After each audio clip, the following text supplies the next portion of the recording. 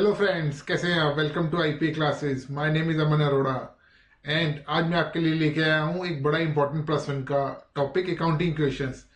और students, plus one में ये टॉपिक ओनली प्लस वन के पॉइंट ऑफ व्यू से इंपॉर्टेंट नहीं है। जब तक आप अकाउंटिंग करेंगे तब तक आपको अकाउंटिंग क्वेश्चन का यूज होता रहेगा और यूज पड़ता रहेगा।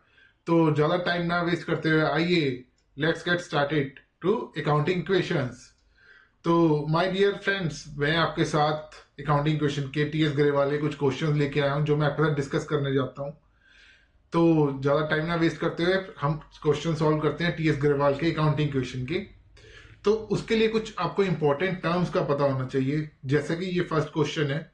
फर्स्ट क्वेश्चन के अंदर जैसे कि इन्होंने ये लिखा हुआ है, आप देख सकते हैं, स्टार्टेड बिजनेस विद कैश। ये सारा आपको एक क्वेश्चन दिया हुआ है, ठीक है।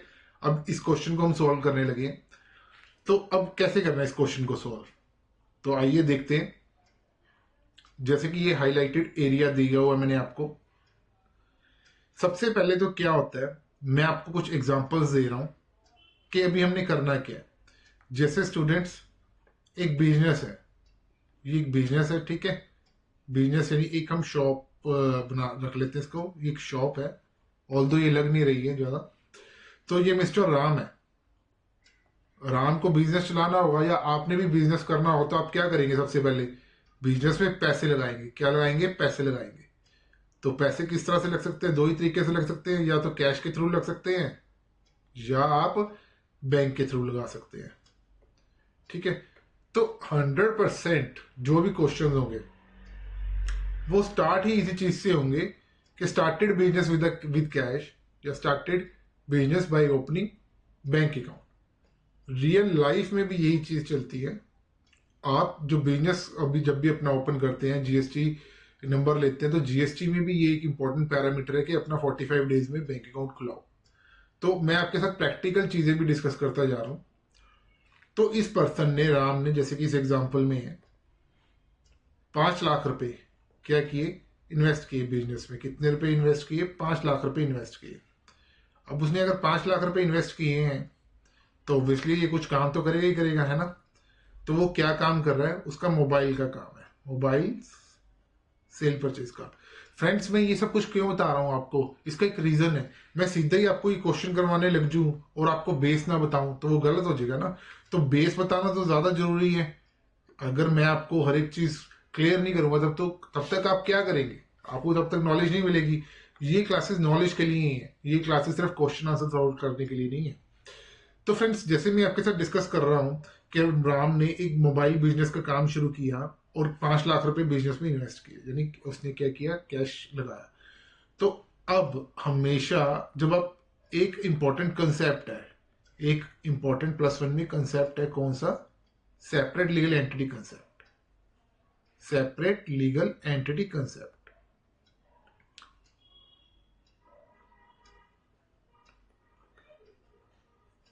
Legal entity concept. बेटा, मैं यहां पे इसका सोल्यूशन भी करूंगा और आपको इसका सोल्यूशन दिया भी हुआ है, बट लेकिन मैं दोनों ही चीजें आपके साथ डिस्कस करना चाहता हूं कि आप सोल्यूशन भी देखें और साथ साथ में मेरे साथ डिस्कस भी करें चीजें की होती के। अब जो ये सेपरेट लीगल एंटिटी कंसेप्ट है, ये थ्योरी पॉइंट ऑफ व्यू से भी काफी इंपॉर्टेंट है और इंटरव्यूज में भी आ जाता है। सेपरेट लीगल एंटिटी कंसेप्ट कहता है ओनर और बिजनेस, ये दोनों ही अलग अलग चीजें होती हैं। क्या होती है? दोनों ही अलग अलग चीजें होती है, ठीक है ना। अगर ओनर बिजनेस में पैसे लगा रहा है, मान लो भी यहां पे 5 लाख रुपीज लगाए, तो बिजनेस के लिए क्या है? ये एक लाइबिलिटी है। बिजनेस के पॉइंट ऑफ व्यू से ये क्या है? एक लाइबिलिटी है। तो लाइबिलिटी है, तभी इसको बिजनेस की बुक्स में, जब भी हम बुक्स बनाते हैं, हम बिजनेस के पॉइंट ऑफ व्यू से बनाते हैं। किसके पॉइंट ऑफ व्यू से बनाते हैं? बिजनेस के पॉइंट ऑफ व्यू से बनाते हैं।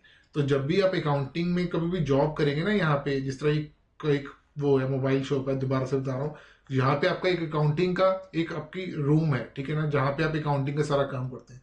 तो आप जब भी आप मुनीम जी का काम करोगे ना, एज अ मुनीम जी या एज अ अकाउंटेंट, ठीक है, तो आपने हमेशा on the behalf of, on the behalf of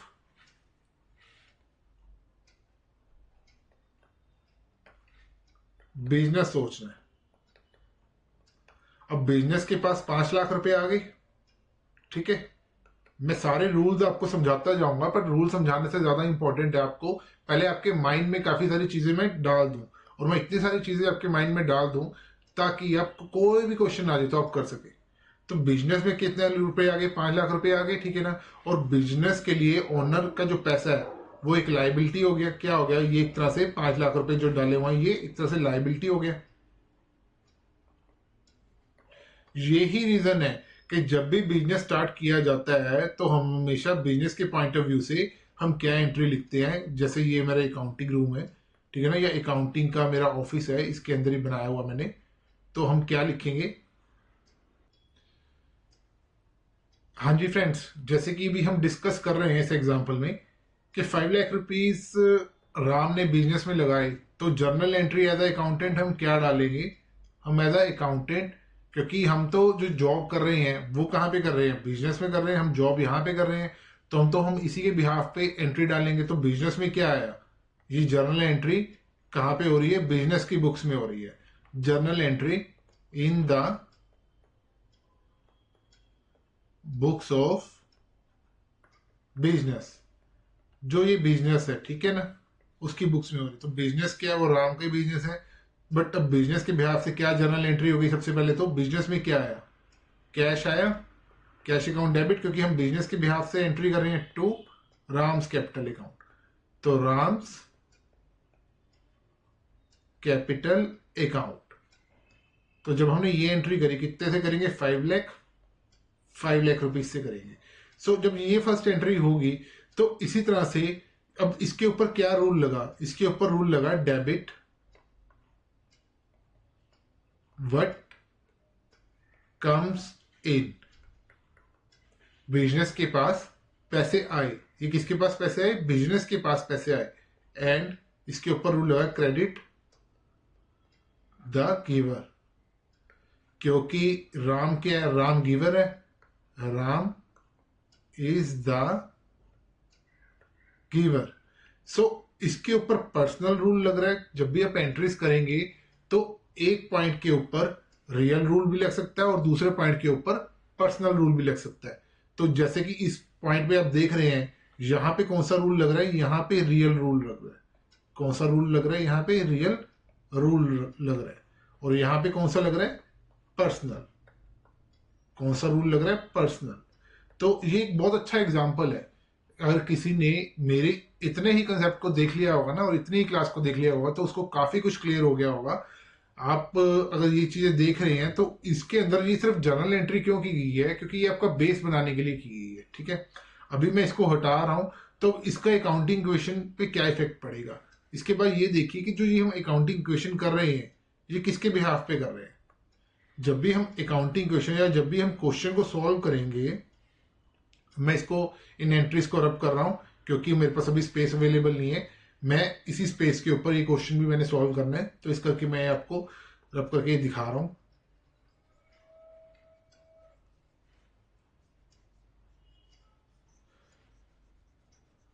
बेटा अब मैं इसी चीज को आगे आपको सॉल्व करके दिखा रहा हूं कि हमने क्या किया है। मैंने इस जगह पे, अब राम ने क्या था? राम ने पैसे दिए बिजनेस के अंदर 5 लाख रुपए, और मैंने ये अब आपको एंट्री भी करके दिखा दी है। बस अब इस एंट्री को हमने अकाउंटिंग इक्वेशन में कन्वर्ट कर देना है। Accounting equation always in the books of business कर रहे हैं, in the books of business कर रहे हैं। और जो ये बिजनेस की बुक्स में एंट्रीज हो रही हैं अभी मैं आपको वो दिखाने जा रहा हूं, ठीक है, in the books of business. तो जब ये अकाउंटिंग इक्वेशन बनेगी आपने पेपर में कैसे सॉल्व करके आनी है मैं वो दिखा रहा हूं। यहां पर सीरियल नंबर आप एज अ हाईलाइटेड मैं ये एरिया कर रहा हूं, यहाँ पे एज अ ये सीरियल नंबर लिखा हुआ है 1 2 3। तो मैंने सबसे पहले यही चीज डाल रहा हूं यहाँ पे, ठीक है। तो यहाँ पे मैंने क्या किया? सीरियल नंबर डाल दिया मैंने यहाँ पे। उसके बाद क्या होगा? जो आपकी ट्रांजैक्शन होगी आप उस ट्रांजैक्शन को लिखेंगे, ठीक है। और उसके बाद क्या होगा? देखिए एसेट्स कई तरह से हो सकते हैं। एसेट्स बिजनेस में बहुत ज्यादा होते हैं, तो एसेट्स के लिए हमें स्पेसिफिक एक स्पेस देनी होती है। ये एक बनाने का, अकाउंटिंग क्वेश्चन बनाने का तरीका है कि जैसे कि क्या हो सकता है अभी जिस तरह से हम करेंगे, assets is equal to capital plus liability. अब उसी चीज को हम करने जा रहे हैं।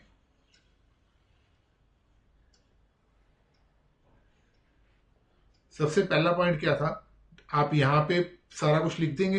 ट्रांजैक्शन जो है, ये ट्रांजैक्शन मैंने अभी आपको समझा दी है कौन सी थी। ये फर्स्ट जो ये ट्रांजैक्शन है, ये भी आप देख रहे हैं, ये वाली transaction, started business with cash, ठीक है ना। ये बिजनेस स्टार्ट किया तो बिजनेस के पास क्या आया, एक एसेट आया कैश। तो मैंने कैश ऊपर लिख दिया, कितने रुपए आए हैं मेरे पास, 45,000 रुपीज। 45,000 बिजनेस के पास आए कैश में। और यहाँ पे राम की कैपिटल, जो भी पर्सन है उसकी कैपिटल कितनी बढ़ गई, 45,000 रुपीज से बढ़ गई, ठीक है। लाइबिलिटी जीरो है, तो ये फर्स्ट इक्वेशन जो थी, ये इक्वेशन हमारी बन गई है। अभी मैं आपको यहाँ पे इक्वेशन की टोटल दिखा रहा हूँ। ये टोटल हमारा बन गया फर्स्ट इक्वेशन में।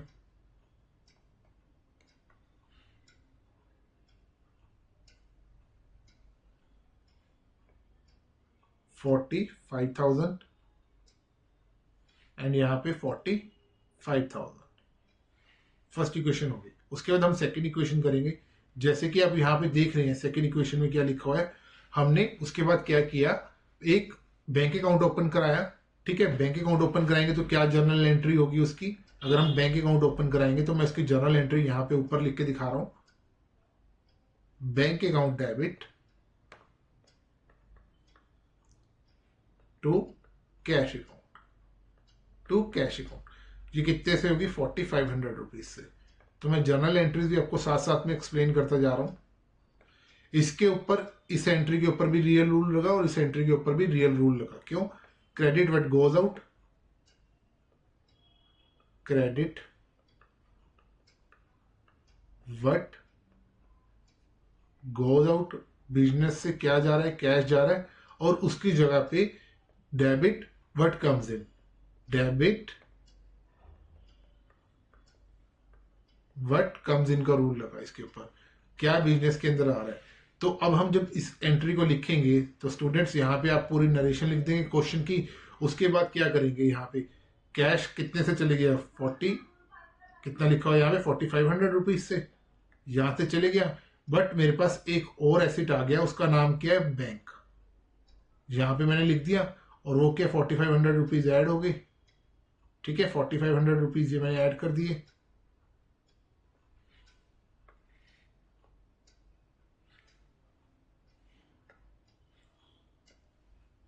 यहां पर मैंने 4500 रुपीज इन बैंक ऐड कर दिए। और मेरी लाइक जो कैपिटल है, कैपिटल तो रिमेन सेम रहेगी, कितने से, 45,000 रुपीज की, ठीक है। तो ये सेकंड एंट्री का भी इफेक्ट हो गया यहाँ पे। ये फर्स्ट एंट्री यहाँ पे मेरी क्लोज हो गई, यहाँ पे मैंने कर दिया।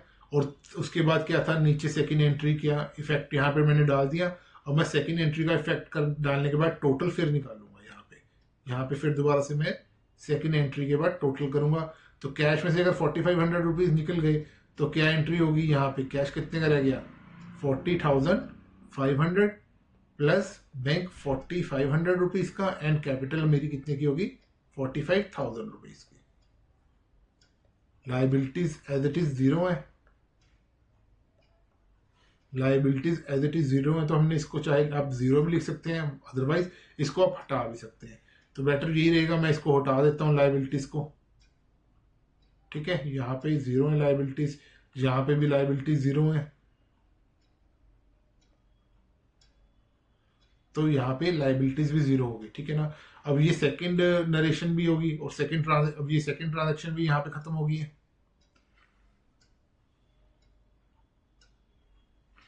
अब उसके बाद थर्ड ट्रांजेक्शन को देखते हैं। ब्रॉड क्या लिखा हुआ है यहाँ पे, हमने कुछ गुड्स खरीदे हैं, हमने कुछ गुड्स खरीदे किससे, मैसर्स सन एंड कंपनी से। तो ये हमने उधार पे कुछ सामान खरीदा। अब हमने उधार पे अगर कुछ सामान खरीदा तो इसकी जर्नल एंट्री हम डाल सकते हैं। तो क्या होगा बिजनेस के अंदर, अब क्या करेंगे, इसकी मैं जर्नल एंट्री आपको पास करके दिखा रहा हूं। जो मैंने उधार पे सामान खरीदा तो मैं क्या एंट्री करूंगा, यानी बिजनेस के अंदर क्या एंट्री होगी, परचेजेस आई हैं बिजनेस के अंदर, गुड्स आए हैं टू मैसर्स, एमएस का मतलब क्या है, मैसर्स सन एंड कंपनी। तो ये क्या हो गया, इसके ऊपर रियल रूल लगा। रियल रूल क्या कहते हैं, debit what comes in, debit what comes in, business के पास क्या आया, एंड यहां पे पर्सनल रूल लगा, क्रेडिट द गिवर, क्योंकि वो हमें 11,200 रुपए की मैसर सन एंड कंपनी हमें गुड्स दे रहा है, तो इस करके ये जर्नल एंट्री होगी। ये जो मैंने जर्नल एंट्री लिखी हुई है यहाँ पे, अब इस जर्नल एंट्री का इफेक्ट दे देते हैं। तो स्टूडेंट्स कितना इजी है ये अकाउंटिंग इक्वेशन, बहुत ही इजी चैप्टर है, और मेरे को तो ये लगता है कि ये तो बच्चों की टिप्स पे होना चाहिए चैप्टर, और इसके अंदर से 6 मार्क्स का क्वेश्चन जरूर आ जाता है। 6 का भी आ सकता है, 4 का भी आ सकता है, एवरेजली 4 या 6 के बीच में आता है इसमें। तो थर्ड पॉइंट को भी मैं सॉल्व कर देता हूँ और उसके बाद नेक्स्ट क्वेश्चन आपको सॉल्व कराता हूँ।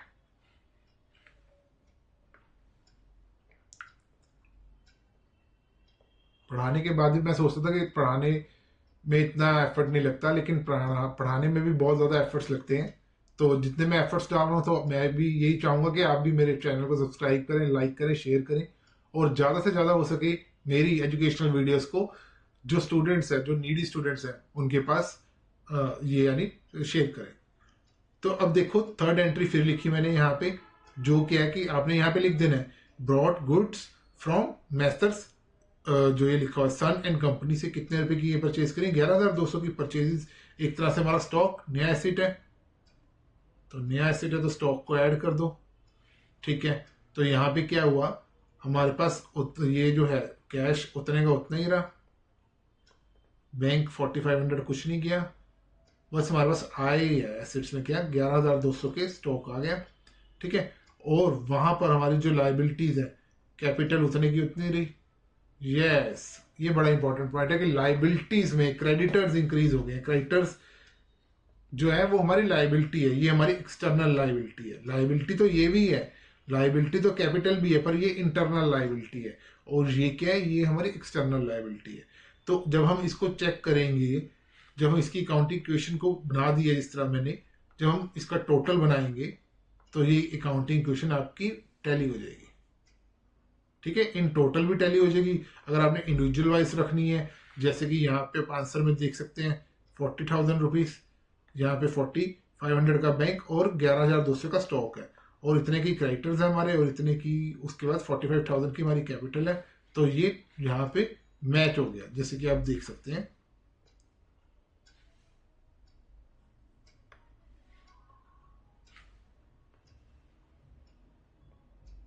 $40,500 प्लस 4,500 प्लस 11,200, और यहाँ पे 4,500 की कैपिटल, 45,000 कैपिटल है, प्लस 11,200 की हमारे क्रेडिटर है।